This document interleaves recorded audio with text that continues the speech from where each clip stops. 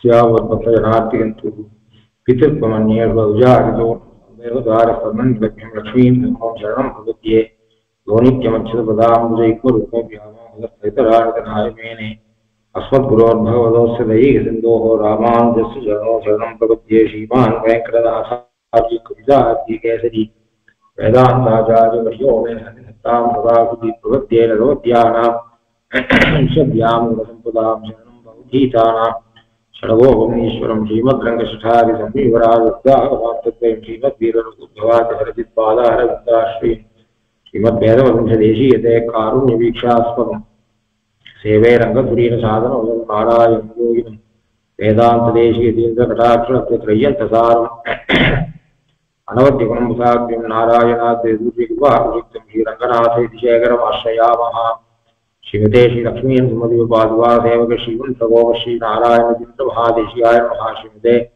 श्रीवन प्रगोप श्री रंगनाथ तीर्थ महादेशियाय नमः मुल्लिचेल्मरो तारान भगवதியம் கொல்லிக்கண் உள்ளம் குடியாமே வல்லல் திருவாளம் சீர்கழியன் கார்கழியவட்டி மறுவாகனம் தந்தார் மடல்.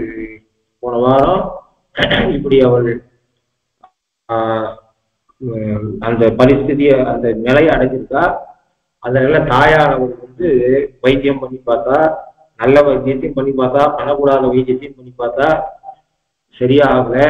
இப்போ ஆறானும் முதலியும் அம்மனை சொல்லுவார், மாறோர் சொல்லப்படும் கட்டுப்படுத்திலே ஆறானும் மைப்படுவான் என்றார். அந்த ஊர்ல இருந்த பெரிய மூதாட்டிகள் கிழவிகள் புறத்திக்கிட்ட கட்டுவிச்சின்னு பேரு. புறத்தின்னு இப்போ பேச்சு பாஷையில புறத்தின்னு சொல்றோம்.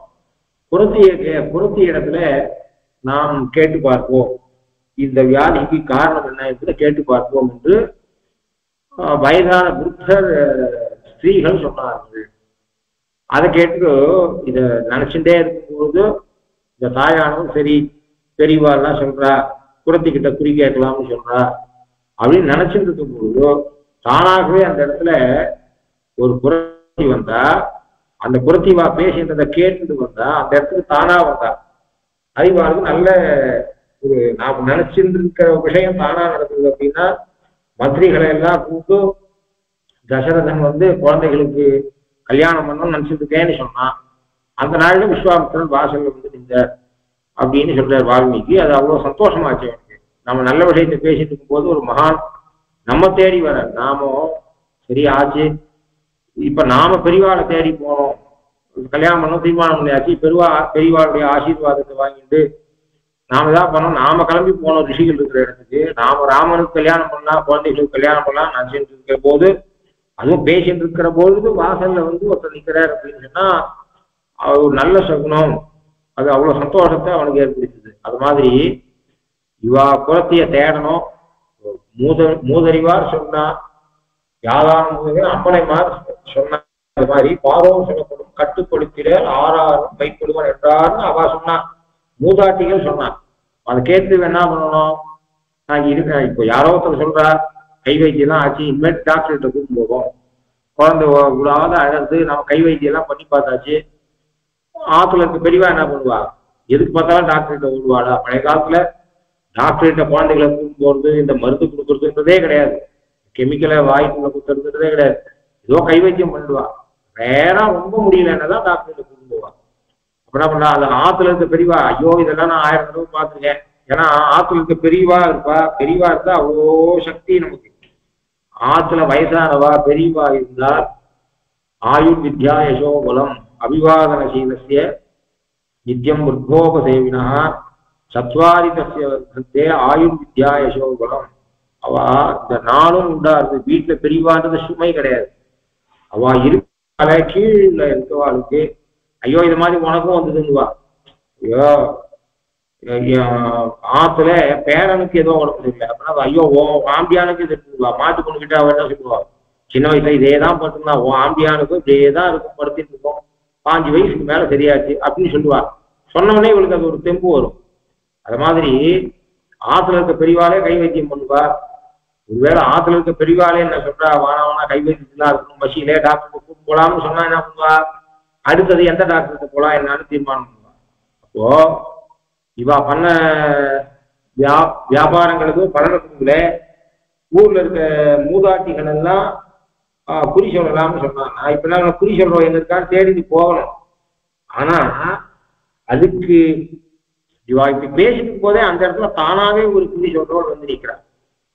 அவ இன்னும் ஒண்ணு இவ விஷயத்த விண்ணப்பம் பண்ண வேண்டிய அவசியமே இல்லாதவளுக்கு அவளே இது மொத்தத்தையும் கேட்டுட்டு இருக்கா. அவளே தானா வாலண்டியரா வந்து குறி சொல்றேன் அப்படிங்கிறார். அப்போ ரொம்ப கீராக்கி பண்ணிப்பா. அதாவது குறி சொல்றவா ரொம்ப கீராக்கி பண்ணிப்பா. போன வாரமே சொன்னேன், குறி சொல்ல வந்தான்னா இவா வந்து என்ன பண்ணுவா, தலைக்கு எண்ணெயை வாங்கி தடவிப்போ. அப்புறம் ஒரு வாரம் அவன் தலைக்கு எண்ணெய் தடவிக்குவானா, அவ்வளவு சொத்து சுதான் தடவிப்போ. அப்புறம் வந்து சாதத்தை சாப்பிடுவோம், குழந்தைக்கு சாதத்துக்கு ஊற்றுவோம், புளி உப்பு பருப்பு எல்லாம் ஒரு வாரத்துக்கு வாங்கி வச்சுப்போம். ஏன்னா குறி சொன்னா விட்டு கொடுக்காது போயிட்டானா என்ன பண்ணுவான், அதான் தன் காரியத்தை மொத்தத்தை சாதிச்சுட்டு அப்புறம் குறி சொல்லுவாள். இவள் அப்படி இல்லை, எதையுமே எதிர்பார்க்கல.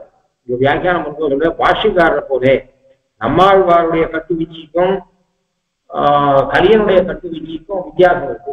நம்மாழ்வார் எந்த துறையில பாசனம் எழுதுறாருன்னா வெறிவிலக்கு தீர்ப்பாரையாமணிங்கிற தசகத்துல மாத்திரம் இல்ல, திருவிருத்தத்திலேயே ஒரு பாசனம் எழுதுறாரு, அதுவும் வெறிவிலக்கு துறைதான். சின்மொழி நோயோ கைபெரும் தெய்வம் இந்நோயினதென்று அந்தி சென்றின்மொழி கேட்கும் இளந்தெய்வம் அன்பிது வேளனில் நீ என்மொழிகேன் எண்ணம் மனமீர் உலகேழும் உண்டான் சொல்மொழி மாலை அம் தன்னந்துராய் கொண்டு சூட்டுமினே. அங்கேயும் வெறிவிலக்கு என்ற துறையில எழுதுற. தப்பு வைத்தியம் பண்ணிட்டு இருக்கும் போது அந்த தப்பு வைத்தியத்தை தடுத்து நிறுத்த முடியாது. அப்ப என்ன பண்ணுவோம், தப்பு வைத்தியம் பண்றான்னு அர்த்தம், தப்பு டாக்டர் ராங் டயக்னோசிஸ் பண்ணிருக்கணும்.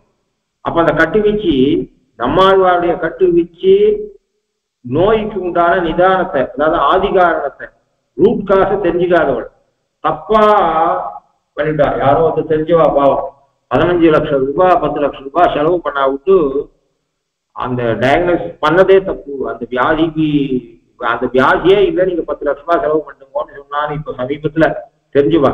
எப்படி இருக்கு பாருங்க உலகம். அதனால நம்மாழ்வாருடைய கட்டுவீச்சு அப்படிப்பட்டவள். அவளுக்கு நோய் நாடி நோய் முதல் நாடி அதிகம் வாய் நாடி வாய்ப்பு செயல் என்று வள்ளுவர் 10 பாட்டு எழுதினோம் அந்த வைத்தியத்தை பத்தி. அந்த ஒரு 10 பாட்டு, ஒரு பாட்டுல 7 சொல்லு, அப்போ 17 70 சொல். அந்த ஒரு ஓவராலா ஒரு மெடிக்கல் சயின்ஸை பத்தி என்ன இருக்கணுமோ, செவிலியர் எப்படி இருக்கணும், டாக்டர் எப்படி இருக்கணும், எப்படி டயக்னோஸ் பண்ணணும், எப்படி ட்ரீட் பண்ணணும், மொத்தம் இந்த 70 சப்தத்துக்குள்ள கொண்டு வந்து அடங்கியிருக்காரு மனுஷன். அப்படின்னா எவ்வளவு கெட்டிக்காரரா இருக்கணும். விஷயத்தை அவ்வளவு சங்கிரகமா எழுதுறது எவ்வளவு கஷ்டம். அதுல நோய் நாடி நோய் முதல் நாடி அத்தனிக்கும் வாய் நாடி வாய்ப்பு செயல் என்று சொன்னார். நம்மாழ்வாருடைய கட்டுவீச்சு அப்படிப்பட்டவ இல்லை. அவன் தப்பா சொல்லிட்டா தப்பு ட்ரீட்மெண்ட் நடக்கும் பொழுது அதை ஒருத்தர் வந்து தடுத்து நிற்கிற மாதிரியாக பாசனம். ஆனா இங்க அப்படி இல்லை. கலியனுடைய கட்டுவீச்சு நல்ல கட்டுவீச்சு. இந்த கட்டுவீச்சு என்ன உண்மையான காரணத்தை கண்டுபிடிச்சு, அது தானா வேற வாலண்டியரா வந்து அவ ட்ரீட்மெண்ட் பண்றா. அது எங்க கிராமத்து பக்கத்துல வைத்தியம்னா அது என்ன வைத்தியம்னு தெரியாது. ஒரு சிவன் கோவில் பண்றது, விஸ்வநாதன் பேர் அவருக்கு. ஐயர் தெல்லார்னு ஒரு கிராமம். அங்க ஒரு சிவன் கோவில், அதுக்கு ஏதோ ஆராதனை பண்ணிட்டு வாழ்ந்துட்டு இருக்கார்.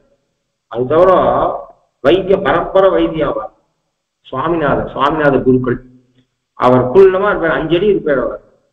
அல்லப்பா தெய்யாரோ பழவேரியோ சோகத்தூரோ இந்த பக்கத்துல இருக்கக்கூடிய கிராமம் மொத்தம் அவர்கிட்ட தான் போகும் ட்ரீட்மெண்ட்டுக்கு. நான் இது மாதிரி ஒரு ஸ்கூல் வாத்தியார் மாதிரி தான் 1 ரூபா 2 ரூபா வாங்கிப்பார். ஏழையா இருந்தா ஃப்ரீயா பண்ணுவார். அவரே வேற, அதாவது மெடிக்கல் ஷாப்புக்கு அனுப்புறதா இல்லை, ஒரு பொட்டலம் கட்டி கொடுத்து இதை தேன்ல குறைச்சி சாப்பிடுங்கோ அப்படின்னு. யாராவது நல்ல பண்டிதாளா இருந்து வேதாத்தியனம் பண்ணுவாளா இருந்தா நீங்க எங்காத்துக்கு வராதுங்கோ அப்படின்னு அவர் வந்து ஆத்துக்கு ட்ரீட்மெண்ட் பண்றதுக்கு. ஏன்னா பக்கத்து கிராமங்கள்லாம் நல்ல அத்தியனம் பண்ணாத மாதிரி இருந்த நாளில அதைய தோப்பனாருக்கு 2 தடவை அவர் ஆத்துக்கே வந்துட்டார். எதுக்கு சொல்றேன் அப்படின்னா, அது மாதிரி ஒரு காலம். அவருக்கு வந்து பணத்துக்காக பண்ணல, பரம்பரையா இந்த சர்வீஸை பண்ணிட்டு இருப்பா ஜனங்களுக்கு அதை பண்ணணும். விருத்தி அந்த சிவன் கோவில் பூஜையினால குடும்பம் நடந்துள்ளது.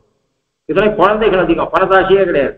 எப்படி இருந்த சமுதாயம் நம்முடைய சமுதாயம் இன்னைக்கு எப்படி ஆகிருக்குன்னா, உள்ள நுழைஞ்சா லட்சம் தான் எல்லாமே அப்படின்ற மாதிரி ஒரு பிசினஸ் ஆயிடுச்சு. தேவருக்கோ இல்லையோ இந்த டெஸ்ட் எல்லாம் பண்ணிடுவா. அது மாதிரி ஆயிடுச்சு. தர்மம் போனாவுக்கு அர்த்தகாமம் எந்த தொழிலுமே அப்படி ஆயிடும். அதனால எதுக்கு சொல்றேன் அப்படின்னா, அது மாதிரி அந்த ஒருத்தர் கூட இங்கிலீஷ் டாக்டர்கிட்ட போனதே கிடையாது. அவர் வைத்தியம்தான். எதுக்கு சொல்றேன், அது மாதிரி தர்மத்துல புத்தி கொண்ட இவ வர. அதுக்கு அங்க சொல்ற அது கேட்டுனா இவ கூப்பல்லன்னு அர்த்தம். பாரார் அது கேட்டு காரார் குலத்தொங்கை கட்டுவிச்சி கட்டேரி சீரார் சுலகில் சிறனல் குடி தெரியா வேறா விதிரா மீதிரா கைமோவா வேறாக இரமுடையான் என்றாள். அது கேட்டு என்று சொன்னதுனால அவ பாட்டுக்கு போயிட்டு இருக்கா. இவ பேசுறத அவ காதுல விழுந்தது. அவளே வந்துட்டா. ஈராக்கு இல்ல, அவ வந்து கூப்பிட்டோம் கூட்டா விட்டு போலாம் அப்படிதான் இல்ல, அவளே வந்துட்டா. அவள் தானாக அது கேட்டு அவளே கேட்டு இப்படி பேசிட்டு இருக்கா. ஒரு பெண் இப்படி மயங்கிய நிலையில இருக்கா. இவ வந்து பேசிட்டு இருக்கா. ஊரு கிழவிகள்லாம் கூட்டி இருக்கா. அவ வந்து புறத்தையை பத்தி பேசலான் இருக்கான்னு இவ என்னென்ன பேசியிருந்தாலும் அதெல்லாம் அவ கேட்டுட்டு அந்த இடத்துக்கு வந்தா. அது கேட்டு காரார் குலத்தொண்டை கட்டுவிச்சு கட்டேரி காரார் குலத்தொண்டை அவ கருத்த மயிர், கார்னா கருப்பு நற்பம். அந்த கருப்பு கார் மயிர் குழல், அவ்வளவு கருப்பு மயிர். அப்படிப்பட்ட அழகு கட்டுவிச்சு கொண்டை போட்டுருக்கா. அழகா கொண்டை போட்டுருக்கா அந்த புரட்சியானவள். இப்ப அவளுடைய ரூபத்தை எதுக்கு வர்ணிக்கிறோம் அப்படின்னு சொன்னா, ஏன் அந்த கட்டுவீச்சியோட ரூபத்தை வர்ணிக்கல, இங்க ஏன் நம்மாழ்வார் கட்டுவீச்சியுடைய ரூபத்தை ஏன் வர்ணிக்கல, கலியன் கட்டுவீச்சி ரூபத்தை ஏன் வர்ணிக்கிற அப்படின்னு சொன்னா, அங்க சதாச்சாரியன் அந்த கட்டுவீச்சி இந்த சதாச்சாரியனுடைய நிலையில இருக்கா. அந்த கட்டுவீச்சி சதாச்சாரிய நிலையில இல்லை. ஏன்னா அவர் தப்பாக ட்ரீட் பண்ணி சொன்னவள். இவள் என்ன பண்ணிருக்கான்னா ஆச்சாரியனை போல, இந்த ஆச்சாரியன் தான் சுபா மாத்திர பிரசன்னான ஆச்சாரியன். அப்படின்னா 1 வருஷமோ 6 மாசமோ பரீட்சை பண்ணிட்டு தான் சொல்லி தரணும், அது சந்தேகம் இல்லை. ஆனால் என்ன பண்ணுவா, இது என்னத்துக்கு சொல்றா, 1 மாசமாவது பரீட்சை பண்ணிட்டு பாடம் சொல்லி கொடு, இல்லாட்டா 6 மாசம் அப்படின்னா. ஒரு என்ன பண்றா, வேற யாருக்கிட்டையாவது தெரிஞ்சுட்டு கூட சரி ஓரளவு நல்லா காலம் இருக்கு, இந்த காலத்துல பாடம் சொல்லி தரதே கஷ்டம் கைகாலுக்கு அப்படின்னு அவளை 1 வருஷ காலம் பரீட்சை பண்ணிட்டு அப்புறமா பாடம் சொல்லி தர முடியும், 1 வருஷம் வேஸ்ட் பண்ண முடியுமா அப்படின்னு என்ன பண்றா, கிருபையினால சொல்லி கொடுத்துடுறா. ஆச்சாரியாளா இருக்கா எவ்வளவோ தன்னை தளர்த்திக்கிறா. ஏன் தளர்த்திக்கிறா, காலம் தேசம் தோஷம் இதுவும் போயிடுச்சுன்னா என்ன பண்றதுன்றது பயம். அப்படி தன் நிலையை விட்டு இறங்கிறார். ரகசிய கிரந்தங்கள்லாம் எழுத்து ரூபத்துல இல்லாமே இருந்தது. பாஷிகார் முதல்ல கத்திய சாட்சியார், தேசிய ரகசியத்திரை சார்பிய சாட்சியார். காலம் மாறாம இருந்து அடியோட பிரபத்தின்ற மார்க்கமே புல்லு முளைச்சிருன்ற பயம் வரவே சுவாமி தேசியம் கிரந்தம் எழுதினார். இல்ல ரகசாரம் எழுதிருக்க மாட்டார் அவர். ஏன் எழுதுறாரு அப்படின்னு சொன்னா, இது எழுதி வைக்காட்டா அடியோட சம்பிரதாயம் என்ன ஆகுமோன்ற ஒரு பயம் அவளுக்கு வருது. நாம அவளை எழுத வைக்கிறோம். ரகசிய விஷயத்தை புஸ்தகம் எழுத வச்சது நாம, ஆச்சாரியால கீழே இறக்குறது நாம. ஏன்னா அவளுக்கு என்ன பண்றா, ஒரே வழியா விட்டுட்டா ரொம்ப கெடுபடி இருந்தா மேல ஒண்ணும் நடக்காது, ஒண்ணுமே இல்லாத போயிட்டு போறது சம்பிரதாயம் பயம் இல்லாம அவளுக்கு வருது அப்படின்னு சொல்றேன்னா. அப்போ ஒரு சில ஆச்சாரியால் இருப்பா, ஏதோ கொஞ்சம் கிருபையினால பார்க்கலாம், நம்ம திருத்தலாம். அவளுக்கு நமக்கு சக்தி இருக்கு அவளை மாத்திக்கிறதுக்கு, முன்னப்பின் இருந்தாவோட மாத்திக்கலாம்ன்ற எண்ணத்துல இறங்குறா. ஆனா அதுக்குன்னு ஒரே வழியா பாஷைக்காரர் வந்து மந்திரத்தை உறக்க சொன்னேன், கோபுரத்து மேல உட்காந்து சொன்னேன்றதுலாம் பொய், அந்த பொழுது ஆகாசத்து. பாஷைக்காரர் ரொம்ப ஸ்ட்ரிக்ட், அவருடைய கிரந்தங்களை பாஷா தெரியும், அவர் எவ்வளவு சாஸ்திர வசியர் அப்படின்னு. அதனால அவர் என்ன பண்ண, பரப்பினர், இந்த சம்பிரதாயத்தை பரப்பினர். எல்லாரும் பரசம் படிக்கலாம், மூச்சுத்தம் இருந்தா மோட்சம் போகணும்னு ஆசை இருக்குவா, எல்லாரும் மோட்சத்துக்கு போகலாம்னு சொல்லி அவர் கொஞ்சம் கிருபை கொண்டு எல்லா இடத்துலையும் இந்த விஷயத்தை ரீச் பண்ண வச்சாருன்னு அர்த்தம். அதுக்கு இஷ்டம் இல்லாதவாளுக்கு அசாஸ்தியமா உபதேசம் பண்ணேன்னு அர்த்தம் இல்லை. அது மாதிரியாக இந்த கட்டுவீச்சி பாஷ்யக்காரனை போல கட்டுவீச்சி. அதனால இவர் என்ன பண்றா, புரட்சி காரார் அதனால என்ன பண்ணணும்னு சொன்னா, சதாச்சாரனுடைய திருமேனி கூட நமக்கு உத்தேசம். ஆத்ம குணங்களை போல, அதாவது ஆத்ம காரார் குழல் கொண்டை கட்டுவிச்சி, காரார் குழல் கொண்டை கட்டுவிச்சி, கட்டுப்படுத்தி இவள் சொல்லும் வார்த்தையை காட்டிலும் அவள் மயிர் முடிய இவளுக்கு போக்கியமாய் இருக்கிறபடி ஆச்சாரியர்களுடைய ஆத்ம குணங்களில் காட்டில் தேக குணமே உத்தேசமாய் இருக்கிறபடி. ஆச்சாரனுடைய ஞானத்தை எல்லாராலையும் அனுபவிக்க முடியாது. ஒரு ஆச்சாரத்தை அவருக்கு சமாசம் பண்ணிக்கிறா, பிரசவம் பண்ணிக்கிறா, எத்தனோ பேர் ஆசிரியிக்கிறார். அதுல அவருடைய ஞானத்தை ரசிக்கிறவா எப்படி இருப்பா, காலக்ஷேபம் பண்றவா அவளுக்கு ஞானம் இருக்கணும், ரசிக்கிற அளவுக்கு ஞானம் இருக்கணும். ஆனா ஒட்டுமொத்தத்துல என்ன பண்றா, அவர் தனியா சொல்றா, அவர் திருமேனி தியானம் பண்ணிக்கிறா. ஏன் பண்றா, இது திருமேனி அவ்வளவு முக்கியம். அவருடைய ஞானாதிகள் கூட திருமேனியும் ரொம்ப முக்கியமா இருக்கு. இல்லைன்னா கூறத்தாழ்வா பாஷ்யக்காரருடைய திருமேனியை காப்பாற்றுறதுக்கு தன்னை இருக்கிறார் அப்படின்னா என்ன அர்த்தம்? பாஷ்யக்காரருடைய திருமேனியை காப்பாற்றுறதுக்கு கூறத்தாழ்வான் தன்னுடைய கண்களை இழந்தார். அப்போ ஆச்சாரிய திருமேனி மேல அவ்வளவு அபிமானம் இருக்கு அப்படின்னு தெரியுது. அப்போ ஆச்சாரிய திருமேனி அவ்வளவு உத்தேசம் சிஷ்யனுக்கு. ஆகையினால அதை காட்டுவதற்காக இங்க கட்டுவீச்சி வந்தான்னு சொன்னா போறாதா? கட்டுவீச்சி கொண்ட போட்டு இருந்தா அவ தலைமுறையில் அவ்வளோ கருகருன்னு இருந்தது, இதெல்லாம் நீர் எழுதணுமா என்று சொன்னால் உள்ளுரையில ஆச்சாரிய திருமேனி உபாதேயம் ரொம்ப உத்தேசம். எங்க ஐங்க ஆசிரமம் அதிகம்.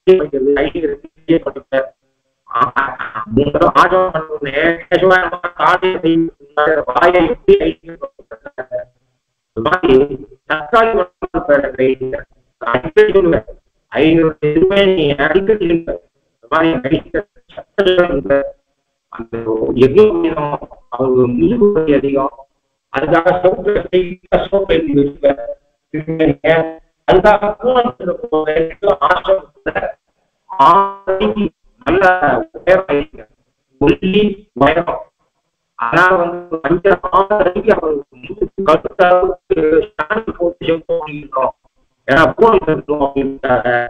அதனால அவர் எந்த இடத்துல இருந்துட்டு முதுகு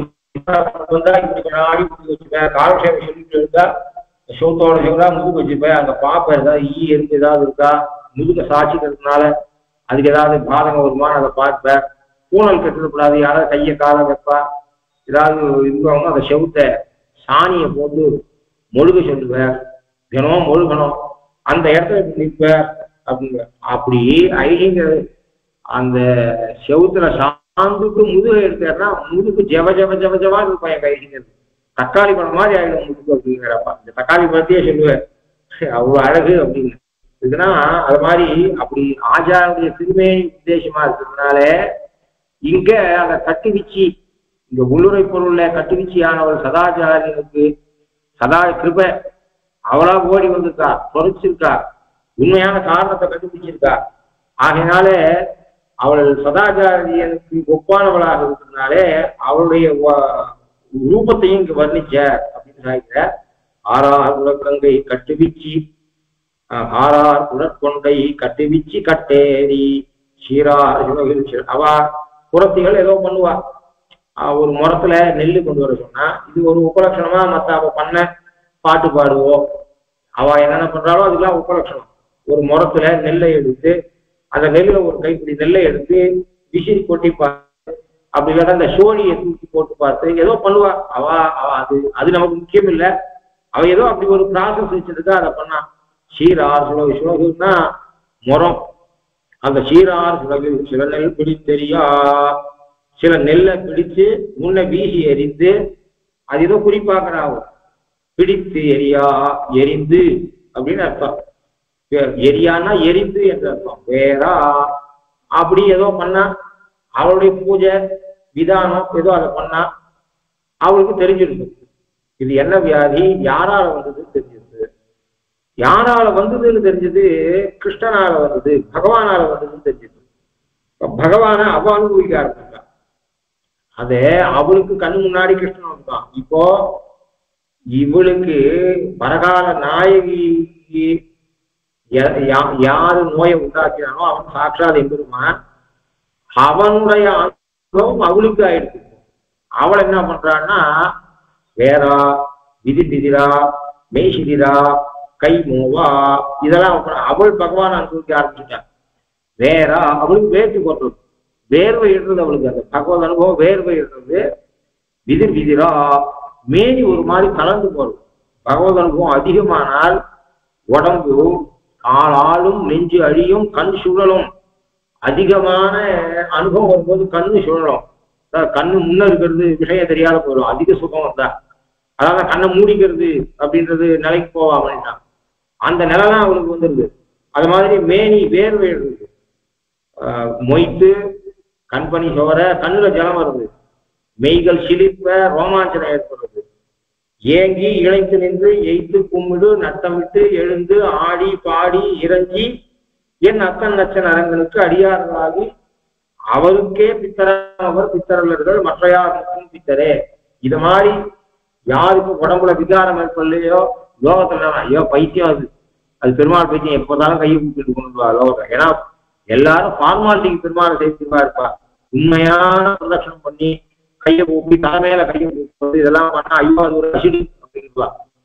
அப்படின்னு சொன்னா ஆழ்வார் சாய்கிற அப்படி மனப்பூர்வமாக பகவான கண்ணுல ஜலம் வர உடம்பு சித்தமாகும்படியாக யாரு பகவான சேவிக்கிறாளோ அவதான் பைத்தியக்காரா இல்ல, லோகத்துல அவன பைத்தியக்காரன்னு எல்லாரும் சொல்லிருப்பா. யாருக்கும் பித்தரை இப்படிப்பட்ட சரீரத்துல பகவத் பண்ணி யாரு வைத்து தன் பணியோட மெய் சிரிப்ப உடம்பு மயிர்பூச்சி அறியணும், கண்ல ஜலம் வரணும், ஏங்கி இழைத்து உடம்பு இழைச்சு போன பகவான நினைச்சு நின்று கும்பிடு நட்டவிட்டு பகவானை பத்தி பேச பார்த்து பார்த்து வெக்கம் போயிடணும். இப்படி இருக்குவாக்கால என் அத்தனை லட்சம் அரங்கனுக்கு அடியார்களாகி அவனுக்கு இப்படி ரங்க விடைகளை யாருக்கு பைத்தியம் இருக்கோ அவர் பித்தர், அவதான் பைத்தியக்காரா இல்லை.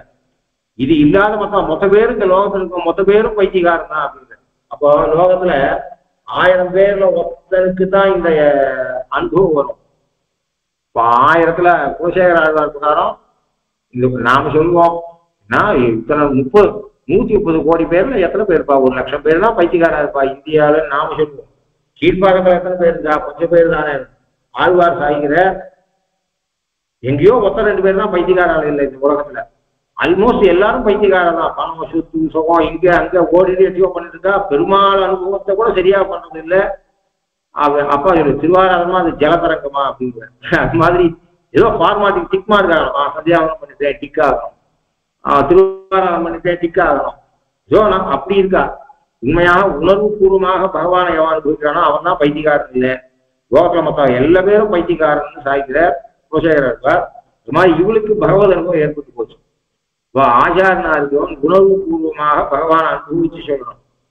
அப்படின்னு சொன்னா பாஷ்யக்காரர் எழுந்திருந்த காலத்துல, ஸ்ரீரங்கத்துல எழுந்திருந்த காலத்துல கூறத்தாழ்வான் காலசேவமே சொல்லாரு. பெரியவரா பாஷ்யக்காரர் எழுதுக்கார், ஆச்சாரியன் எழுதுக்கார், அவர் காலசேவம் காத்துருக்கார்.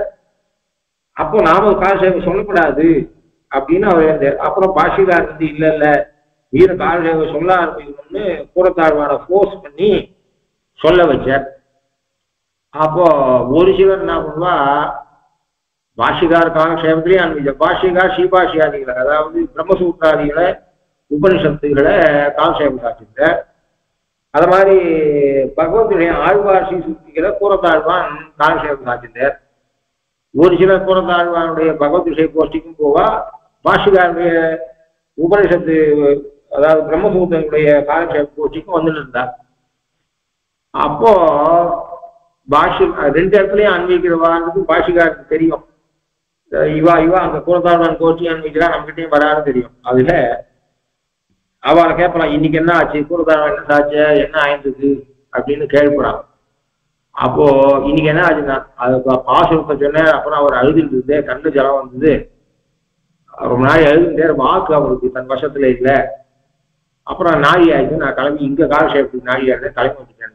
அப்போ பாஷிகாரம் உண்மையில அங்கதான் காலக்ஷேபம் நடக்குதுன்னு சாச்சாரா அப்படின்னு சொன்னா, அப்படி இருக்கிறது இதுல இவள் என்ன பார்த்தா இவள் அனுபவிக்க ஆரம்பிச்சா. ஏன்னா இவள் ஆச்சாரிய ஸ்தானம் இருந்தாலே இவளுக்கு வேறா விதிரா மெய் சிலிர்க்கிறது இவளுக்கு. கைவா இவன் சொன்னான், போஜராஜன் சொன்னான் நாளைக்கு புஷ்யம் ராமனுக்கு பட்டாபிஷேகம்னு தசரதன் சொன்னான். சொன்னோடனே அந்த ஜனங்களுக்கு சந்தோஷம் வந்தது. அந்த சந்தோஷத்தால அந்த ஜனங்கள் என்ன பண்ணிட்டு ஆனந்த பாஷ்பம் அந்த ஜனங்களுடைய கண்ணுல சொக்கா போட்டுக்கணுமே. ஆத்துல யாருக்காவது ஒருத்தருக்கு நல்ல இது நடக்கிறது அப்படின்னு சொன்னா புது வஸ்திரம் எல்லாம் தரிசிக்க மாட்டாமா.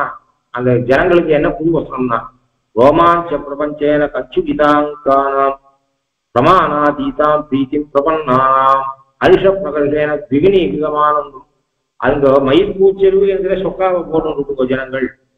அந்த ஜனங்களுக்கு ஏற்பட்ட ரோமாஞ்சம் இருக்க அதையே அவன் சொக்கானிட்டான், புது வஸ்திரம் தரிச்சு கொண்டார்கள் அப்படின்னு சொன்னான். அது மாதிரியாக இவள் என்ன பண்றா, மெய்சில் இருக்கிறது இவளுக்கு. ஏன்னா இவளுக்கு வியாதி என்பது கிருஷ்ணனால ஏற்படுத்தப்பட்டது, பகவானால ஏற்படுத்தப்பட்டது. அந்த பகவானை அவன் அனுபவிக்க ஆரம்பிச்சா, அதனால அவனுக்கு மெய்சில் இருக்கிறது. அவள் கைய திருத்துழா வாசம் வருது. அந்த புறத்தியானவுடைய கை மோவான கையை நுகர்ந்து பார்த்தா அதுல திருத்துழா வாசம் வருது.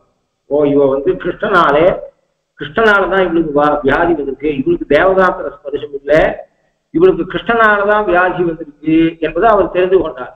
அப்படி சொல்லிட்டு வேறா விதிரா மெய்சிரா கை மோவா வேறா ஆயிரம் உடையான் என்றால் பேர் தேயும் ஆறார் திருவேணி காட்டினாள் கையதுவும் சீரார் வளம்புரியே என்றாள் திருத்துழாய் தாரார் நறுமாலை கட்டுரைத்தால் கட்டுரையா நீரேதும் அஞ்சேன்மின் உம்மகள நோய் செய்தான் ஆறானும் அல்லன் அறிந்தேன் அவனை நான் கூறார் வேட்கண்ணீர் உமக்கரிய கூறுகேனோ.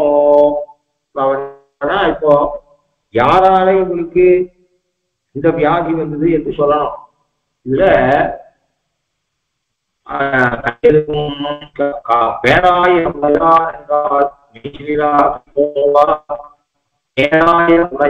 என்றால்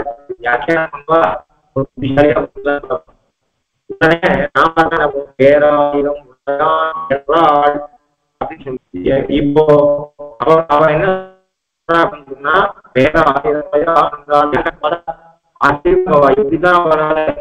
இப்படிதான் பண்ண முடிஞ்சது அப்படின்னு. நாம தான் என்ன பண்ணுவோம், இது யாருக்கு 1000 சுண்ணாம்பு இருக்கோ அவன் இந்த பெண்ணுக்கு வியாதியை ஏற்படுத்தினான் என்றால் இருக்கு. என்றால்னா என்று சொன்னாள், நான் கண்டுபிடிச்சிட்டேன், கிருஷ்ணன் தான் இந்த வியாதிக்கு காரணம், இவனுக்கு வந்து வியாதிக்கு காரணம் கிருஷ்ணன் தான் என்று அவள் சொன்னாலும் வியாக்கியானம் பண்ணுவோம். ஆனா வியாக்கியானம் இது மொத்தம் அபிநயம்னு வியாக்கியானம் பண்ற பெரியாச்சாரம் இல்லை. அதாவது எதுவரை என்று சொன்னால், பேராயிரம் உடையான் என்றால் பேர் தேயும் ஆறார் திருமேனி காட்டினால் கையதுவும் சீரார் வளம்புரியே என்றால் திருத்துழாய் தாரார் நறுமாலை கட்டுரைத்தால் கட்டுரையா நீரேதும் அஞ்சேன்மின் நும்மகளை நோய் செய்தான் ஆறாரும் அல்லன் அறிந்தேன் அவனை நான் கூறார் வேட்க நீர் உமக்கரிய கூறுகேனோ. இப்படியே இவர் வியாக்கியானம் பண்ணார்.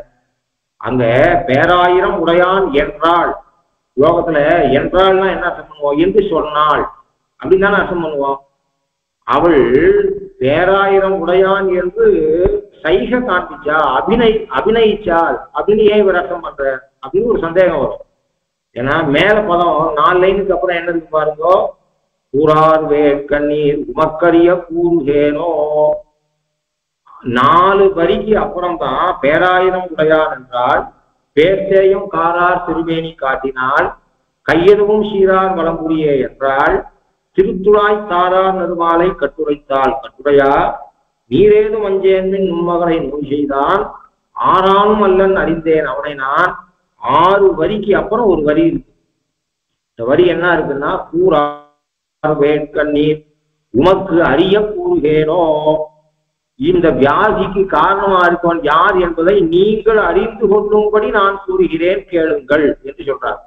அப்போ அந்த வாக்கியத்துக்கு முன்னிருக்கிற வாக்கியம் எல்லாம் என்றால் என்று சொன்னால், அவோ அபிநயத்தினால இதெல்லாம் சொன்னான் அப்படின்னு அர்த்தம்.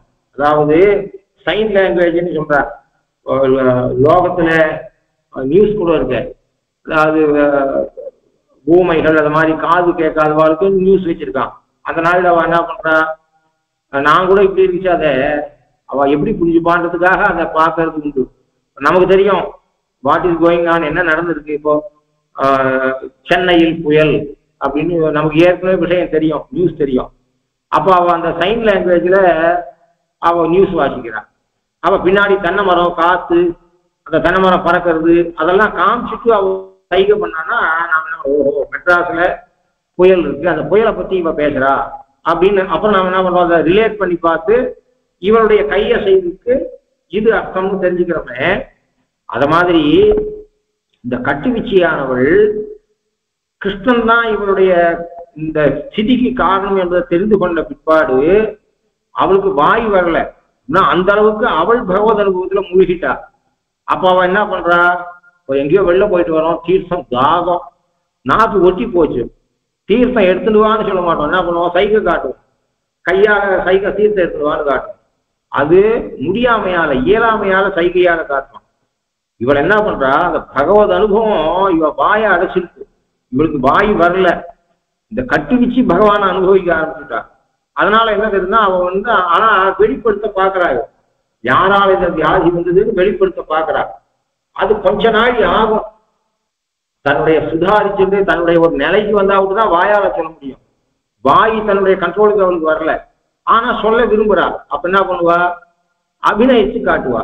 அப்ப அவன் என்ன பண்றான்னா, இந்த சைன் லாங்குவேஜ்ல நியூஸ் வாசிக்கிற மாதிரியோ அல்லது பரதநாட்டியத்துல எப்படியானா அபிநயம் பண்ணி காட்டுறாளோ, முதிரைகளால காட்டுறாரோ, தான் சொல்ல வர விஷயத்தை முதிரையால காட்டுறாரோ, அப்படி இதை சொல்றாள். அப்ப அவ என்ன சொல்றாரு, 1000 பேராயிரம் என்றாள் என்று அவள் வாயால சொல்லல. உன் பெண்ணுக்கு ஏனென்றால் 6 வரிக்கு அப்புறம் கூறார் வேர்க்கண்ணீர் உமக்கு அறிய கூறுகேனோ என்று சொல்லியிருந்தாலே, இங்கு பேராயிரம் உடையான் என்றாள் என்பது சைகையாலே பேராயிரம் உடையான் என்றாள். சைகையால அபிநயத்தினால அவள் காண்பிச்சா பேராயிரம் உடையவன் என்று காண்பிச்சா. அப்போ ஏன் இந்த நிலை உங்களுக்கு வந்தது என்று கேள்வி கேட்டா, அதுக்கு சாய்கிற கோன்வஸ்மின் ராமாயணம் ஆரம்ப சர்க்கம், நாரதர் வந்தார், வால்மீகி எடுத்து வந்தார். இந்த கட்டுவிச்சியை போலதான் நாரதர். விசேஷ விஷயம் ஒரு சில இடத்துல வால்மீகியை தேடி ஆச்சாரியன் சமித்பாணிஷோ திரியம் பிரம்மனிஷ்டம், சமித்பாணியாக சமித்த கையில எடுத்துட்டு ஆச்சாரியன் இருக்கிற இடத்துல நீ தேடிப்போ, போய் அவங்களுக்குள்ள சேவிச்சு அவங்ககிட்ட ஞானத்தை பெருகி சாஸ்திரம் இருக்குது. ஆனா அதுக்கு மாறாக வால்மீகியுடைய ஆசிரமத்துக்கு நாரதர் தானாக வந்து சேர்ந்த ஸ்ரீமத் ராமாயணம் லோகத்துல பரவணும் என்பதற்காக வால்மீகியுடைய ஆசிரமத்துக்கு, சிஷ்யரான வால்மீகி ஆசிரமத்துக்கு ஆச்சாரியரான நாரதர் வந்தார். அவரை பார்த்து கேள்வி கேட்டார். இதே மாதிரி பாஷிகார் விஷயத்துல, அதாவது இதெல்லாம் எக்ஸப்ஷனல் கேஸ். அப்போ வால்மீகி சாதாரண மனுஷர் இல்ல. வால்மீகியை கொண்டு இந்த ராமாயண சரித்திரமானது சூரிய சந்திரன் இருக்கவரை லோகத்துல அவர் காவியம் எழுதினா அது நிலைச்சு இருக்கும் என்பதை தெரிந்து கொண்டு அந்த வெற்றி விஷயத்துல சாஸ்திரத்தினுடைய நியமத்தை தளர்த்திந்து அந்த இடத்துக்கே நாரத பகவான் வந்தார். அது மாதிரி பாஷ்யகாரருக்கு 5 ஆச்சாரியர் ஒருத்தரான அவருடைய தாய் மாமனான மாதுளரான பெரிய திருமலை நம்பி பாஷ்யக்காரர் திருமலை கீழே எழுந்தார். ஒவ்வொரு நாளும் அந்த தீர்த்த கைங்கரியெல்லாம் பண்ணிட்டு மேல்மலையில திருமலையில 1 வருஷ காலம் பாஷ்யக்காரருக்கு ஸ்ரீமத் ராமாயண ரகசியத்தை போதிக்கிறதுக்கு, காலக்ஷேபம் சொல்றதுக்கு மலையிலேருந்து தினம் கீழே இறங்கி, நாம இப்ப பஸ்ல போயிடுறோம், படிக்கட்டுல கூட நாம கூட ஏறதில்லை. அப்படி இருந்துச்சே சிஷ்யனுக்கு காலக்ஷேபம் சொல்றதுக்கு ஆச்சாரியனானவர் 1 வருஷ காலம் மலையிலேருந்து கீழே இறங்கி, ஏன்னா அந்த காலத்துல இதை கேள்வி கேட்கலாம், ஏன் பாஷ்யக்காரர் தினம் ஏறி வரலாமேன்னா மலையில தங்கக்கூடாது, கைங்கரியப்படாதவரை மலையில தங்க மாட்டாங்க அந்த காலத்துல. அப்படிப்பட்ட காலம் அது. போனோம், பெருமாளை சேவிக்கணும், கீழே இறங்கி வந்துடணும். கைங்கரியப்படாதவரை யாரும் மலையில தங்கக்கூடாதுன்னு நியமம். அதுக்காக அவர் என்ன பண்றேன்னா, பிரதிதினம் இங்க வந்து இன்னும் ஒரு சில காரணங்கள், அந்த காரணம் இப்ப தேவையில்லை. ஒட்டுமொத்தம் இப்ப நமக்கு தேவையானது சிஷ்யரான வால்மீகியை தேடி நாரத பகவான் வந்தார். சிஷ்யரான பாஷ்யக்காரரை தேடி பெரிய திருமலை நம்பி அவருடைய மாதுளரானவர் மலையிலேருந்து கீழே இறங்கி வந்து ஸ்ரீமத் ராமாயணத்தை அவருக்கு சொல்லி வச்சார், ரகசியார்த்தங்க சொல்லி வச்சார். அது குரு பரம்பரையில். அப்போ அங்க வந்த இடத்துல இவர் கேள்வி கேட்டார், கோன் முஸ்லிம் சாப்பிடலோகே குணவான் கஷ்ய வீரியவான் என்று இவர் கேள்வி கேட்டார். வால்மீகி பகவான் கேள்வி கேட்டார், இந்த 16 குணங்களோடு கூறினவனாக யார் இப்ப இந்த லோகத்துல இருக்கான் அப்படின்னு கேள்வி கேட்டார். 16 குணம் ராமச்சந்திரன், நிருசிம்மச்சந்திரன், கிருஷ்ணச்சந்திரன் சொல்றது இல்லை. ராமச்சந்திரன் சொல்றோம். இன்ஃபேக்ட் அவன் வந்து சூரிய குலத்துல உதித்தவன். ஆக்சுவலா ராம சூரியன் சொல்லணும். சூரிய குலத்துல உதித்த ராமனை ராமச்சந்திரன் சொல்றோம். சந்திரனுக்கு 16 கலை, இங்க 16 குணங்கள் கேட்கிற. இந்த 16 குணங்களோடு கூடியவனாக இப்போது இந்த உலகத்தில் இருப்பவன் யார்? இப்போது என்று சொன்னதுனால முன் அவதாரத்தெல்லாம் சொல்லாதேன்னு அர்த்தம். இவ்வுலகத்தில் என்று சொன்னதுனால வைகுண்டத்தில் இருக்க பெருமாளை பத்தி பேசாதே என்று அர்த்தம். இந்த 16 குணங்கள் இருக்கணும், ஒருத்தங்கிட்ட இருக்கணும், ஒருத்தங்கிட்டயே 16 குணமும் இருக்கணும். இப்ப அவன் இந்த உலகத்துல வாழ்ந்து கொண்டு இருக்க வேண்டும், அப்படிப்பட்டவனை பத்தி சொல்லு அப்படின்னு அவர் கேள்வி கேட்டார். அப்ப கேள்வி கேட்டோடனே இவர் பதில் சொன்னோம். இந்த கட்டுவீச்சு நிலையை அடைஞ்சிட்டார். அதுக்காக இங்க என்ன பண்றேன்னா, இந்த கட்டுவீச்சு வேறா, விதிர் விதிரா, மெய்சிலிரா, கைமோவா, பேராயிரம் உடையான் என்றாள். அப்போ நாரத பகவான் எந்த நிலைய, வால்மீகி பகவான் 16 கேள்வியை கேட்டார். அந்த கேள்வியை கேட்கும் பொழுதே அவருக்கு பதில் தெரியும். யாருக்கு? இப்போ நாரதருக்கு இந்த குணங்கள் எல்லாம் ராமன் கிட்ட மட்டும்தான் இருக்குன்னு தெரியும். ராமனை அனுபவிக்க ஆரம்பிச்சுட்டார் நாரத பகவான். இவர் 16 கேள்விய முடிச்சுட்டு இப்படிப்பட்ட ஞாதுமேகம் ஆரம்பிச்சது கோன்வத்தின் சாம்பலன் லோகே குணவான் கஷ்யவீரியவான் ஆரம்பிச்சார். அவர் முடிக்கும் போது இந்த குணங்களோடு கூடியவன் யாரு இப்போ இந்த உலகத்துல இருக்கான்னு கேட்டு முடிச்சார்.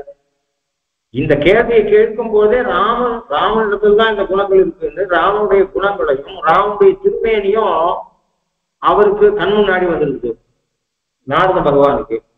கேள்வி கேட்டு முடிச்ச உடனே அவருக்கு பதில் சொல்றதுக்கு வாய் இல்லை. இந்த கட்டுவீச்சு எப்படி ஆனால் வாய் தன் நிலையை விட்டு இழந்தாலோ, இவனால இன்னார்தான் உன் பொண்ணுக்கு இந்த வியாதியை ஏற்படுத்தினான்னு சொல்ல முடியலையோ, அந்த நிலைய நாரத பகவான் அடைஞ்சிட்டார். அப்ப அவர் சொல்ற முனே பக்ஷாம் யரம் புத்வா ஞாதுமேகம் விதம் நரம் என்று சொல்ற. அப்போ கொஞ்ச நாள் சுதாரிச்சுட்டு, அதான் தன் நிலைக்கு கொண்டு வந்துட்டு, கொஞ்சம் நிமிஷம் இருப்பா, நீ கேள்வி கேட்க கொஞ்சம் வெயிட் பண்ணு. அங்க வாக்கியம் என்ன இருக்குன்னா, பக்ஷாமி அகம் பூத்வா, நான் தெரிந்து கொண்டு உனக்கு பதில் சொல்லுகிறேன்னு தான் இருக்கு. இது புத்திசாலித்தனமா இங்க வியாக்கியானம் பண்ணாவார் தான் அங்கேயும் வியாக்கியானம் பண்ணுறதா? நம்ம ஸ்ரீவைஷ்ணவ ஆச்சாரியால் தவிர மற்ற எல்லா வியாக்கியானமும் இதுக்கு சரியான அர்த்தத்தை சொல்லவே இல்லை. ஒண்ணு மிஸ் பண்ணிருக்கா, அப்படியே ஸ்கிப் பண்ணிருக்கா, வியாக்கியானம் பண்ணாத ஸ்கிப் பண்ணிருக்கா. அப்ப என்ன அர்த்தம்? யாரோ ஒருத்தர் என்னை பார்த்து கேள்வி கேட்கிற. அப்போ யாரோ ஒருத்தர் போன் பண்ணிட்டு, இதை மாதிரி சுவாமி யாரோ ஒருத்தர் படம் வச்சுட்டா, எனக்கு 3 நாள் தீட்டா 10 நாள் தீட்டான்னு என்னை பார்த்து கேள்வி கேட்கிறார்.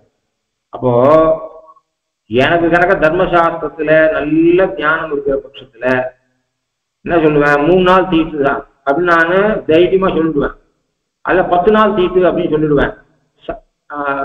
பயம் இல்லாத, எந்த இதுவும் இல்லாத, பழவழான்னு இல்லாத நான் சொல்லிடுவேன் எனக்கு தெரிஞ்சா. அப்படி இல்லாத நான் என்ன பண்ணுவேன், நான் புஸ்தகத்தை பார்த்துட்டு சொல்றேன் அப்படின்னு சொல்லுவேன். அப்படி இல்லைன்னா நான் யாரையாவது கேட்டுட்டு சொல்றேன் அப்படின்னு சொல்லுவேன். எனக்கு மனசுல கணக்க இது 3 நாள்னு தெரிஞ்சா உடனே சொல்லிடுவேன், 10 நாள் தெரிஞ்சா உடனே சொல்லிடுவேன். 3 நாளா 10 நாளான்னு சந்தேகம் இருந்தா என்ன பண்ணுவேன், அப்படி இல்லைன்னா என்ன பண்ணுவேன், நானே அதே மாதிரி உறவுல நம்மாத்துல யாராவது பரமிச்சிருந்து நான் 3 நாள் தீட்டு இருந்தா 10 நாள் தீட்டு இருந்தா எந்த விதமான இதுவும் இல்லாத உடனே சொல்லிடுவேன். 3 நாள் தான், நான் 10 நாள் தான் சொல்லிடுவேன். எனக்கும் நானும் அது மாதிரி தீட்டை அனுபவிச்சுவேன். இல்லை, எனக்கு சந்தேகமா இருக்கு, என்ன பண்ணுவேன், நான் புஸ்தகத்தை பார்த்து சொல்றேன், நான் திருப்பி போன் பண்றேன், இல்ல நீ 1 hour கழிச்சு போன் பண்ணணும் அப்படின்னு சொல்லுவேன். அப்படின்னா நான் வேற யாரையாவது கேட்டு எனக்கு 3 நாள் மாதிரி தோன்றது, எதுக்கு நான் இன்னொருத்தரை கேட்டு கன்ஃபார்ம் பண்ணி சொல்றேன் அப்படின்னு சொல்லுவேன். அப்படித்தான் இவர் சொல்றேடா. இப்போ 16 குணங்கள் சொல்லிட்டு 16 குணங்களோடு இருக்கக்கூடியவன் யார் அப்படிங்கிறத யோசிச்சு அவருக்கு ஆன்சர் தெரியல. வால்மீகி கேட்ட உடனே ஆன்சர் தெரியல. எப்போ, அதாவது ஆன்சர் தெரியாதான் ஒருத்தர் என்ன பண்ணுவா, நான் அப்புறம் கேட்டு சொல்றேன், தெரிஞ்சு சொல்றேன், கொஞ்ச நாள் வச்சு சொல்றேன்னு சொல்லுவா. ஆன்சர் தெரிஞ்சா சொல்ற வேண்டியது தானே, சொல்றதுக்கு பதில் சொல்றதுக்கு கிளாஸ் இருந்தா உடனே சொல்ல வேண்டியது தானே. அப்படி இருந்துச்சா நாரத பகவான் சொல்லுவேன். அங்க விஷயம் இவ்வளவு விவரணம் இல்லை. அங்க வெயிட் பண்ணோம், நான் அறிந்து கூறுகிறேன் அப்படின்னா நான் தெரிஞ்சுட்டு உனக்கு சொல்றேன். 16 குணங்களை சொல்லி கேட்ட உடனே நான் தெரிஞ்சுட்டு உனக்கு பதில் சொல்றேன்னு சொல்றீங்க நாரதன். இது என்ன அர்த்தம், எதுக்காக இந்த டிலே? ஏன் அவர் உடனே பதில் சொல்ல? அப்புறம் ராமோ நாம ஜனேஸ்வரா பின்னாடி என்னதுன்னு சொல்றது. இப்போ இந்த வாக்கியத்துக்கு என்ன அர்த்தம்? நான் அறிந்து கூறுகிறேன், அகம் புத்தா வக்ஷ்யாமி. முனிவரே, வால்மீகியே, நான் தெரிந்து கொண்டு உமக்கு அப்புறம் பதில் சொல்லுகிறேன் அப்படின்னு இருக்கு. அகம் புத்வா வக்ஷ்யாமி அப்படின்னு இருக்கு. அப்போ அவருக்கே தெரியலையா? அப்படி தெரியலன்னா என்ன பண்ணிருக்கணும்? அவர் எங்கேயாவது போய் கேட்டுன்னு வரல, அங்கேயேதான் இந்த ஆசிரமத்தை விட்டுட்டு நான் அடுத்த வாரம் உனக்கு சொல்றேன் அப்படின்னு சொல்லலையா? அவர் அங்கேயேதான் இருந்த. ஒருவேளை அவருக்கு தீர்மானம் பண்ண முடியல, மனசுக்குள்ள கிவ் மீ சம் டைம்னு சொல்றோமோ அது மாதிரி I will get back to you half an hour சொல்லிட்டு யோசனை பண்ணிட்டு, இப்போ டாக்டர் என்ன சொல்றா, நீங்க என்ன ஆப்ரேஷனுக்கு என்னைக்கு வரங்கோ அப்படின்னா கிவ் மீ சம் டைம் அப்படின்னா என்ன பண்றோம்? என்னைக்கு நாம வரோன்றதா அவகிட்ட சொல்றதுக்கு கொஞ்சம் டைம் வாங்கிக்கிறோம். அப்போ அது மாதிரி என்ன பண்ணா, நீங்க எப்போ ஜாயின் பண்ணுங்க, அப்பாயின்மெண்ட் ஆர்டர் கொடுத்துட்டு when you can join அப்படின்னா என்ன சொல்றோம்? Please give me some time அப்படின்னு சொல்றோம். அப்போ கேன் யூ ஜாயின் 15 daysனா இல்லைன்னா யோசிச்சுட்டு சொல்லணும். நான் எப்பயுமே வேற ஒருத்தரை கன்சல்ட் பண்ணணுன்ற அவசியம் இல்லாட்டோ யோசிச்சுட்டு சொல்லணும். அப்படின்னா என்ன பண்ணுவோம்? கொஞ்சம் டைம் வாங்கிப்போம். அப்படி இவர் ஏதாவது வாங்கினார். ஏன்னா இவர் எங்கேயும் யாருக்கையும் போல, நான் ஒரு வாரம் கழிச்சு சொல்றேன், இல்லை நான் பிரம்மாவை கேட்டு சொல்றேன் அப்படின்னு அவர் சொல்லலை. அங்கேயே தான் இருந்திருக்கேன், அப்புறம் ராமன் தான் சொல்லியிருக்கேன். ஆனா நடுவுல கொஞ்ச நாள் இந்த வாக்கியத்துக்கு என்ன அர்த்தம்? ஒரு துண்டு வாக்கியம் தான் இருக்கு சங்கேப ராமாயணத்துல. அப்போ முனே பக்ஷ்யாமி அகம் புத்வா, அதுவும் ஸ்பஷ்டமா இருக்கு, நான் தெரிஞ்சுட்டு சொல்றேன் அப்படின்னா இப்ப தெரிஞ்சுக்கலன்னு அர்த்தம். கேள்வி முடிச்ச க்ஷணத்துல அவருக்கு ராமனா யாருன்றது சந்தேகம் இருக்கு. ஒருவேளை நான் யோசிச்சுட்டு சொல்றேன், எனக்கு டைம் கொடுக்கும் அப்படின்னு சொல்ற மாதிரி இருக்கு இது. அப்ப அவருக்கு தீர்மானத்துக்கு வரலையா? அப்ப ராமன் தவிர வேற யாராவது அவர் மனசுக்குள்ள இருந்து அப்புறம் யோசிச்சுட்டு இல்ல இல்ல ராமன் தான் தீர்மானத்துக்கு வந்தாரா அப்படின்னு சந்தேகம் வரும். அதுக்கு பதில் சொல்றா, அது கிடையாது.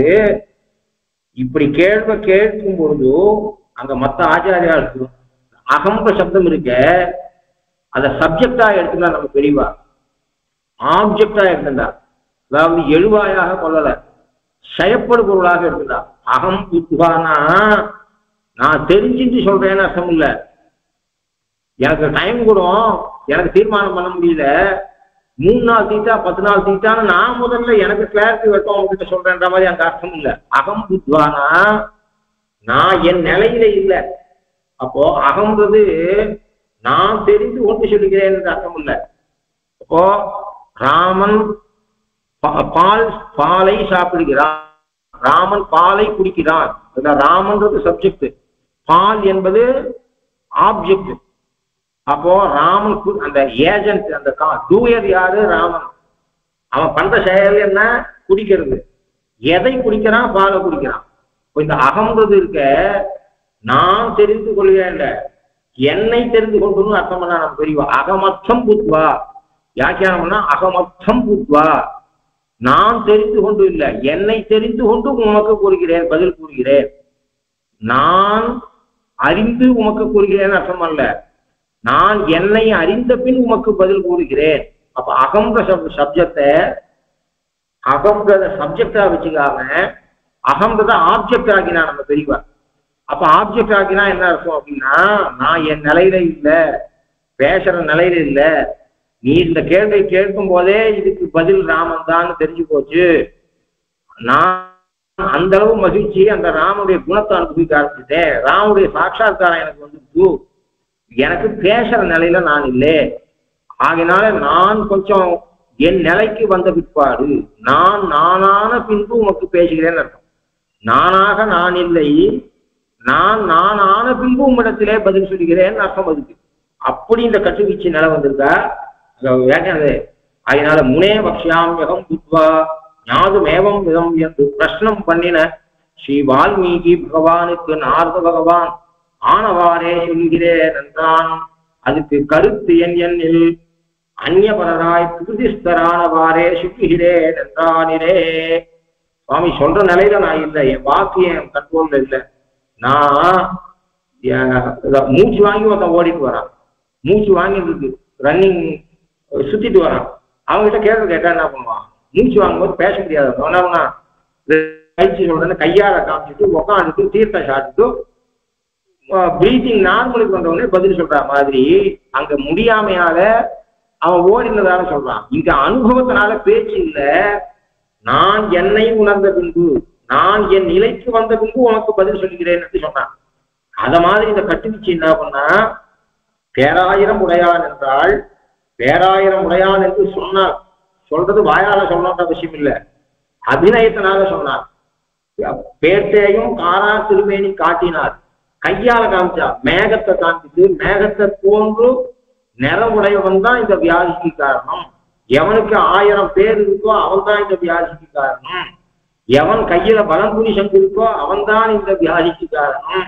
எவனுக்கு திருத்துழாய், யாரை தவிர இன்னொருத்தனுக்கு திருத்துழாயை சாத்தக்கூடாதோ, யாரை தவிர இன்னொருத்தனுக்கு திருத்துழா சாத்தி இருக்க மாட்டாலோ, திருத்துழாயினாலே நிரூபிக்கப்பட வேண்டியவனே இந்த பெண்ணுக்கு இந்த வியாதிக்கு காரணம் என்று சொல்லிட்டு, தேவதாந்தர ஸ்பர்சமெல்லாம் இந்த குழந்தைகிட்ட இல்லைன்னு சொல்லிட்டு, இதெல்லாம் சைகா பேச வைக்கிறா, பேச முடியல, இதெல்லாம் அபிநயத்து காட்டி கொஞ்ச நாளி ஆனாவுக்கு அப்போ அபிநயம் பண்ணா எல்லாருக்கும் புரியுமோ புரியாதோ அப்படின்னுட்டு இப்ப என்ன பண்றா, அவ அபிநயம் பண்றான்னா பாட்டை அந்த கீர்த்தனையை பின்னாடி போட்டா நமக்கு புரிஞ்சிடும். அதே இல்லாத அந்த சாஸ்திரம் தெரிஞ்சவாளுக்கு இந்த கீர்த்தனை இந்த விஷயத்தை அந்த அபிநயம் பண்றவாளுடைய முத்திர ஞானம் இருக்கிறவாளுக்கு பாட்டு தெரியாட்டா கூட இப்ப என்ன கீர்த்தனைக்கு இது பண்றா தெரியாட்டா கூட கண்டுபிடிச்சிருவா. சாஸ்திரம் தெரிஞ்சவா கண்டுபிடிப்பா.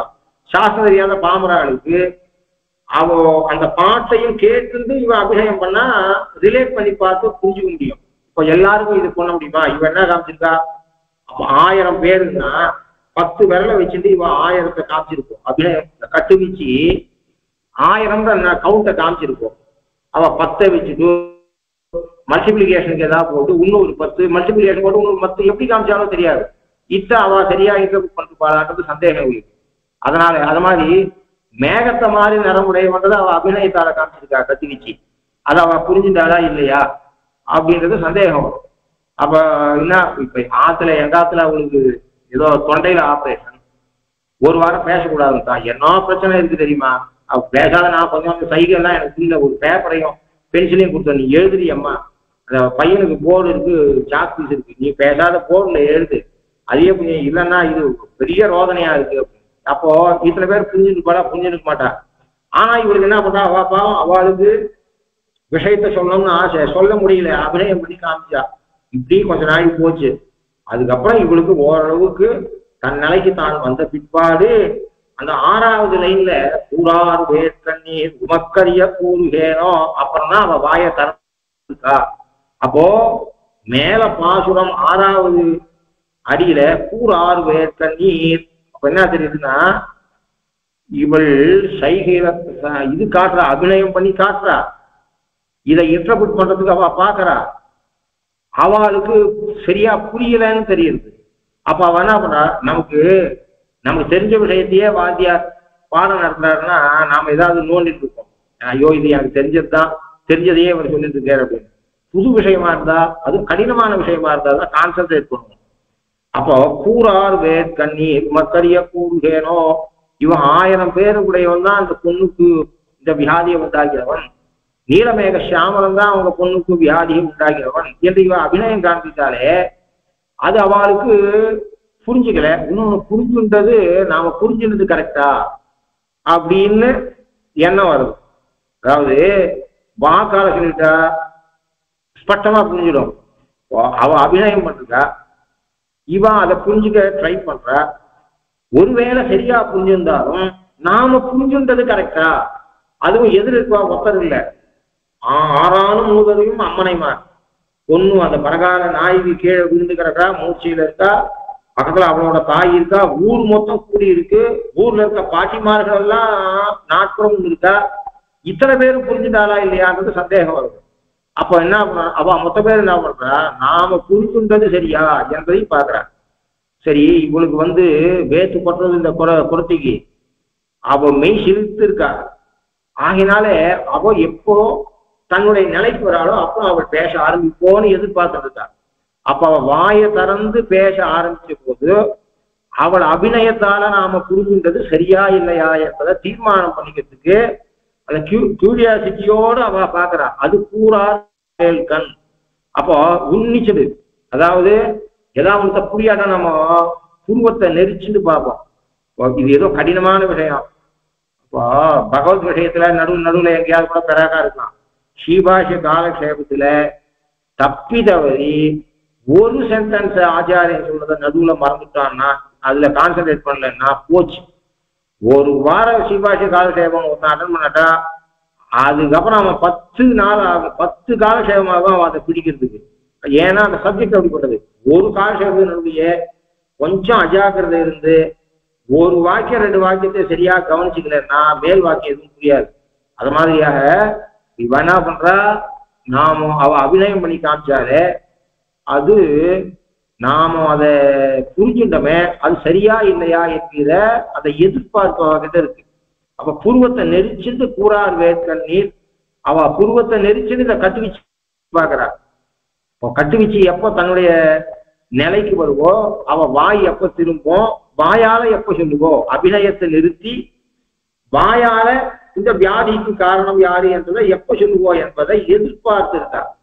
அப்ப அவளை பார்த்து இந்த 6வது லைன்ல உமக்கு அறிய கூறுகிறேனோ, நீங்கள் புரிந்து கொள்ளும்படியாக வாயாலே சொல்லுகிறேன் என்று சொல்லிவிட்டு ஆறாள் பையமடியள புண்டதுதான் ஆறாள் இறங்க பொடி பொடியா விழுந்தது என்று ஆரம்பிக்கிறார். அதுக்கு முன்னாடி இருக்கிறதெல்லாம் அபிநயத்தாலே சொல்லப்பட்டது என்று வியாக்கியானம் பண்ற. சூட்சமா மேல பார்த்து பசிக்கு பணம்பழம் சாப்பிட்ற மாதிரி வியாக்கியானம் பண்ணாம பண்ணியிருக்கா. சரி, அவ அபிநயம் பண்ணி எப்படி காண்பிச்சானா, பேராயிரம் உடையாள் என்றாள். இன்னைக்கு புளிய பார்த்து பூனை சூடு போட்டுக்கிறதுன்ற கதியில எது இருந்தாலும் அது நம்ம பெருமாளுக்கு வேணும், நம்ம தெய்வத்துக்கு வேணும்னு அவாவா ஆரம்பிச்சிடா. ஏன்னா பாக்குறா இப்படி திருவாராதம் நடக்குது, அது மாதிரி நம்ம இடத்துலயும் நடந்தா 4 ஜனங்கள் கூடும், அங்க இது நடக்குது அதை நாம பண்ணணும். ஏன்னா அது அப்படி இருந்தா நம்ம இடத்துல கும்பல் கூடும். இது மாதிரி என்னெல்லாம் வருதுன்றது ஒண்ணு லோகத்துல இருக்கு. அது மாதிரியாக என்ன பண்ணோம்னா, இப்ப சகஸ்ரநாமம் எல்லாருக்கும் எழுதுறா. தெய்வம்னு இருந்தாலே சகஸ்ரநாமம் அதுக்கு ஒன்னும் எழுதணும்ன்ற எண்ணம் வருது. ஏன்னா விஷ்ணு சகஸ்ரநாமம் பிரசித்தியா இருக்கு. விஷ்ணு சகஸ்ரநாமத்தை எல்லாரும் சொல்றா. இப்ப எல்லாரும் சொல்றதை விட்டுட்டா. ஒருத்தன் இருந்தா சந்தியாவனம் பண்ணா உடனே உட்காந்து விஷ்ணு சகஸ்ரநாமத்தை சொல்லாதே இருக்க மாட்டா. மனப்பாடமா சொல்லுவா, கவலைப்பாயாது. ஒரு 20-25 நிமிஷத்துக்குள்ள பெரியவா சொல்லுவா, சொல்லாதே இருக்க மாட்டா. சாயங்காலம் ஆனா அந்த சின்ன கம்பத்து பக்கம் உட்காந்து சந்தியாவனத்தை முடிச்சான்னா சகஸ்ரநாமம் சொல்றதை நாமே நம்ம கண்ணால பார்த்துருக்கோம். அப்போ அவ்வளோ பகவானுக்கு அவ்வளோ புகழ கொடுக்குறது. அந்த விஷ்ணு சகஸ்ரநாமம்னு என்ன பண்றா, நமக்கும் நம்ம தெய்வத்துக்கும் ஒரு சகஸ்ரநாமம் வேணும்னு எழுதுறார். ஆனா சாஸ்திர பிரகாரம் பகவான் ஒருத்தனுக்கு தான் சகஸ்ரநாமங்கள் பொருந்தும், லாஜிக்கலாவும் பொருந்தும். ஏன்னா அவரே சொல்ற, பட்டாபிஷேகமாச்சு, தர்மபுத்திரனை பார்க்கிற பெருமாள் சொல்ற, என்னடா கூத்தும் குமாரம் இங்க இருக்க, போடா சீக்கிரம், அவன் போயிட்டான்னா தர்மமே க்ஷீணிச்சு போயிட்டா, அப்படிப்பட்ட தர்மாத்மா இருக்கா, காத்திருக்கு போதானே தூக்கிக்கணும், நீ போ பீஷ்ம இடத்துல தர்ம சூட்சங்கள்லாம் தெரிஞ்சுட்டு வா, இங்க கொண்டாட்டத்துல இருக்காதேன்னு தர்மபுத்திரனை சொல்லி அனுப்புறார். அவர் போய் அங்க கேட்கிற எவ்வளவு தர்ம சூட்சங்கள்லாம் பீஷ்ம இடத்துல தெரிஞ்சுக்கிறார்.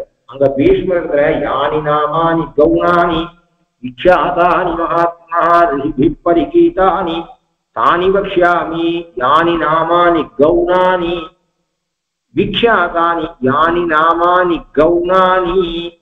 எந்த நாமங்கள் கவுனம் அப்படின்னா செகண்டரின்னு அர்த்தம் இல்லை, பிரசித்தார்த்தம் கவுனம் முக்கியம் கவுனம், இது முக்கிய பட்சம், இது முடியாட்டா இது கவுன பட்சம் அப்படின்னு சொல்றோம். அவன் முக்கிய பட்சம் கவுன பட்சம்ன்ற மாதிரி பிரைமரி செகண்டரின்ற அர்த்தத்துல அங்க அர்த்தம் இல்லை. யானி நாமானி கவுனானி குணநிமித்தானி. இந்த சிப்பிக்குள்ள முத்து இருக்கா மாதிரி ஒவ்வொரு திருநாமத்தையும் உடைச்சா அதுக்குள்ள ஒரு குணம் இருக்கும். குணாது ஆகதானி, ஒரு குணத்தை பேஸ் பண்ணி உண்டாக்கப்பட்ட திருநாமங்கள். குணமோ வியாபாரமோ, அந்த குணம் என்கிற சொல்லு வியாபாரத்தையும் குறிக்கிறது.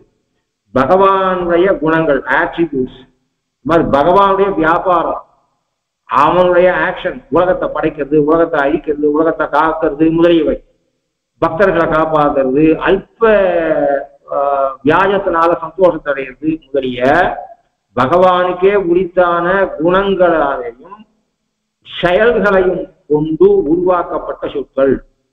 பகவானுடைய குணத்தையோ பொருளாதார செயலையோ கொண்டு உருவாக்கப்பட்ட சொற்கள் என்று அர்த்தம். அப்போ தேவோ நாம சகஸ்ரவான் இது யாரும் பொருந்தாது என்று வேற இருக்கு. அதாவதுதான் ஆழ்வார்கள் எல்லாரும் ஓராயிரமாய் உலகேழளிக்கும் பேராயிரம் கொண்டதோர் வீடுடையன். இத விசேஷமா சொல்றார். எல்லாருக்கும் சகஸ்ரநாமம் இருக்கு பட்சத்துல என்ன பண்றது, ஒரு சகஸ்ரநாமத்தை எழுதிட்டு இன்சர்ட் பண்றது, ஒரு புராணத்துல ஒரு பதிப்பை போடுறது, இது மாதிரி காரணம் நிறைய நடக்கிறது.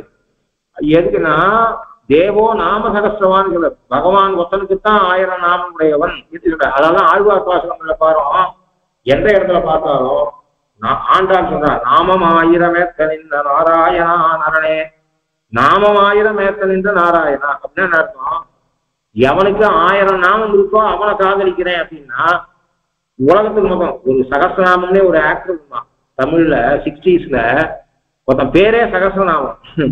அப்படி சகஸ்ரநாமம்னு பேர் வச்சவன் இல்லை, அதாவது சகஸ்ரநாமம்னு பேர் வச்சவன் இல்லை. அவன் எவனுக்கு குணத்தாலேயும் அவன் பண்ணக்கூடிய செயல்களாலேயும் 1000 நாமம் உண்டோ அவனை காதலிக்கிறவன் நான் ஆண்டா சொல்றேன்.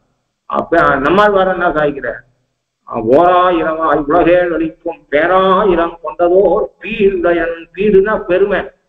இவனுக்கு என்னடா பெருமை நாராயணனுக்குன்னா, இவன் ஒருத்தனுக்கு தான் 1000 நாமம் உண்டு என்கிற பெருமை உடையவன் என்று சாய்கிறார். இப்போ பகவானுக்கே அசாதாரணமானது, மற்றதெல்லாம் பிச்சை இருக்கதான். ஏன்னா பல பிரமாணங்களுக்கு முரண்பட்டது. அது மாத்திரம் இல்ல, பல இடங்கள்ல எப்படியான அந்த சங்க சக்கரம் திருத்துழா அத மாதிரியாக பகவானுக்கே உரித்தானது இருக்குவேதான் கண்ணபுரத்து பெருமாள் விஷயத்துல இவள் தாயாருக்கு ஊகிக்கிறார்.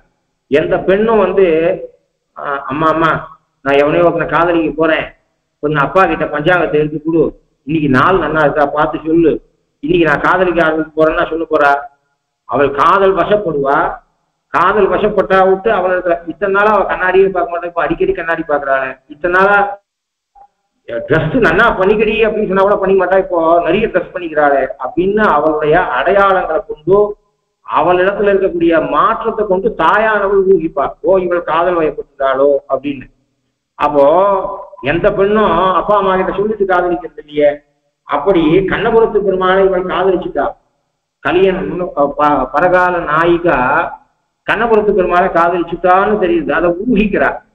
இவள் யாரை காதலித்திருக்கிறாள் அப்படிங்கிறத தாயார் ஊகிக்கும்படியாக கண்ணபுரத்து பாசனம் ஒரு 10 பாசனம் சாய்கிறார். அதுல சில இலங்கு பொன்னாளி பின்பட கண்டோன் சங்கம் என்கின்றாளால், மலை இலங்கு தோல் நான்கே மற்றவனுக்கெற்றேகான் என்கின்றாளால், முளை இலங்கு பூம்பயல முன்போடு அன்போடு இருக்கின்றாளால், கலை இலங்கு மொழியாளர் கண்ணபுரத்தம்மானை கண்டாள்களோ. இதெல்லாம் பார்த்தா இப்ப கண்ணபுரத்து சௌரிராஜனை தான் காதலிச்சிருக்கணும்னு அனுமானம் பண்றாள். அவ வாயை விட்டு சொல்ல கண்ணபுரத்து பெருமாளை நான் காதலிச்சிருக்கேன்னு சொல்லல.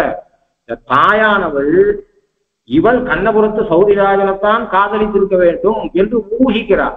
அப்ப என்ன சொல்றான்னா, ராத்திரி தூங்கும் பொழுது இவள் பெனாத்துறாள, அப்ப 1000 பேர் கொண்டவன், என் காதலனுக்கு 1000 பேர் உண்டு அப்படின்னு சொல்றாள். பேராயிரமுடைய பேராளன் பேராளன் ஒரு தடவை 2 தடவை இல்லை, தூக்கத்துல என் காதலனுக்கு 1000 பேர் உண்டு, 1000 பேர் கொண்டவன் என் ஆம்பியான் அப்படின்னு சொல்றாளே.